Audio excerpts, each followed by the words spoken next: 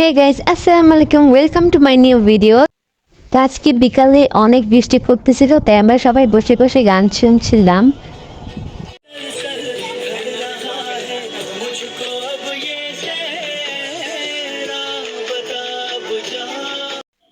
তো শেষ পর্যন্ত বৃষ্টি শেষ হয়ে গেল অ্যান্ড সন্ধ্যার টাইমে দেখো পুরো আকাশটা কি সুন্দর লাগতেছে। দেন আমি যেহেতু স্কুলে একটি ক্যান্টিন দিয়েছি, তার জন্য আমার প্রতিদিন খুবই সবজির প্রয়োজন হয়।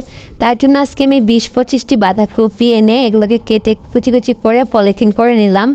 অ্যান্ড গাজরগুলো ভালো করে কেটে এগুলোকেও ভালো করে দিয়ে তারপরে আমরা প্যাকেটিং করে নিয়েছি। এগুলো এখন আমরা ফ্রিজে সংরক্ষণ করব, যেহেতু প্রতিদিন বাজারে যাওয়া সম্ভব না।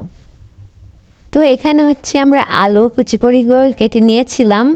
এগুলো হচ্ছে রোলের ভাজি, তারপরে তোমার পাকোড়ার জন্য তৈরি করা হয়। দেন এগুলোকে ভালো করে ধুয়ে তারপর এটাকে আমরা সিদ্ধ হতে দেব। এটা আমরা রাইস কুকারে দিয়েছি সিদ্ধ হতে।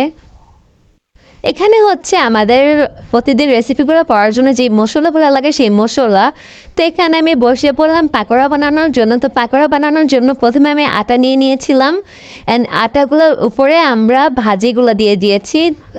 ভাজি বলতে গাজর, বাঁধাকপি কুচি করা ছিল যে ওগুলো, আর আলু কুচি।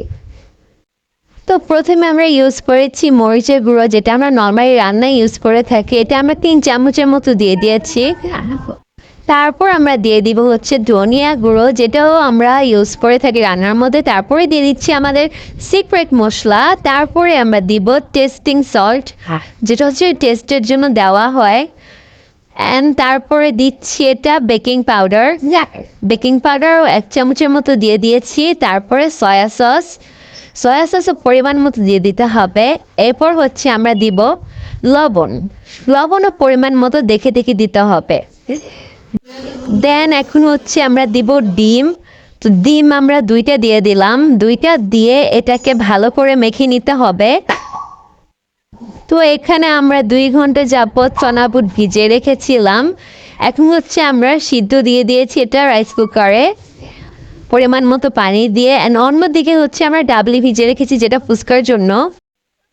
বেলপুরির জন্য আমরা মিক্সিন বানিয়ে নিয়েছি। এটা অনেকক্ষণ ঢেকে রাখার পরে এখন আমরা বের করে নিয়ে এটাকে ভালো করে একটু মিক্স করে নিয়েছি। তারপর এটাকে আমরা ছোটো একটু নিয়ে এটাকে হচ্ছে আমরা এখন রুটির মতো বেলে নিব ফার্স্টে। দেন হচ্ছে এটাকে আমরা বেলপুরি শেপ করার জন্য এখানে আমরা গ্লাস ব্যবহার করেছি। গ্লাস ব্যবহার করার ফার্স্টে আমরা এটাকে ভালো করে ধুয়ে তারপর এটার মাথায় আটা লাগিয়ে নিয়েছি, যাতে প্রত্যেকটা শেপ সেম সাইজ হয়। অন্যদিকে এটা আমরা ভাজার জন্য এখানে আমরা তেল গরম হওয়ার জন্য দিয়ে দিয়েছি বড় কড়াইয়ে।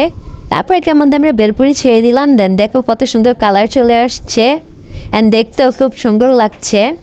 তারপর আমরা এটাকে একটা ঝুড়ির মধ্যে নামিয়ে নিব। অন্যদিকে আমরা রোলের ব্যাটার তৈরি করে ফেলেছি আটা দিয়ে। এটাকে ভালো করে নেড়েছি। এখন এটা আমরা ফ্রাই প্যানে দিব। তো ফ্রাই প্যানে এটাকে ভালো করে দিতে হবে যাতে পাতলা হয়। তারপর আমরা এটাকে সুন্দর করে ছেঁকে নেব। ছেঁকে নেওয়ার পরে এটাকে আমরা একটা পাত্রের মধ্যে নিয়ে এটার মধ্যে আমরা ভাজি দিয়ে দিব। ভাজিটা দেওয়ার পরে এটাকে সুন্দর করে রোলের শেপ করে দিতে হবে। যেহেতু এটা স্কুলের বাচ্চারা খেয়ে থাকে, তার জন্য আমি চেষ্টা করি সব স্বাস্থ্যসম্মত খাবার দেওয়ার জন্য। প্রতিদিন আমার 100-র উপরে রোল লাগে, তার জন্য এগুলো আমরা রাত্রেই তৈরি করে রাখি। তো এখানে হচ্ছে আমাদের মেইন যেটা, সেটা হচ্ছে ফুচকার টপ। ফুচকার টপের জন্য আমরা ফার্স্টে পানির মধ্যে তেঁতুলকে ভালো করে মিক্স করে নিয়েছি। তারপর এটা হচ্ছে আমরা চুলার মধ্যে বসিয়ে দিব জাল হওয়ার জন্য। তো বসিয়ে দেওয়ার পর এখানে আমরা ইউজ করেছি লবণ, যেটা হচ্ছে আমরা রান্নার মধ্যে ইউজ করে থাকি নর্মাল।